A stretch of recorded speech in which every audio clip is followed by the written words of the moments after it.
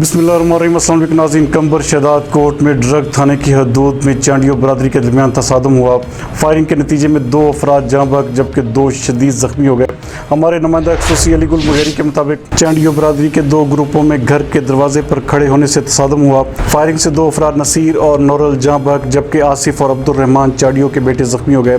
इलाका मकीनों ने पुलिस को इतला दी। पुलिस जय वक़ुआ पर पहुंची और दोनों नाशों और ज़ख्मियों को अस्पताल मुंतकिल कर दिया गया, जबकि इलाके में खौफ व हरास वाली सूरत हाल पैदा हो चुकी है और दोनों ग्रुपों के अफराद मोर्चा बंद हैं। जबकि वाक़या रूनुमा होने से इलाके में गम की लहर भी छा चुकी है। वाक़े का ना ही अभी मुकदमा दर्ज हो सका, ना ही कोई गिरफ्तारी अमल में आ सकी है।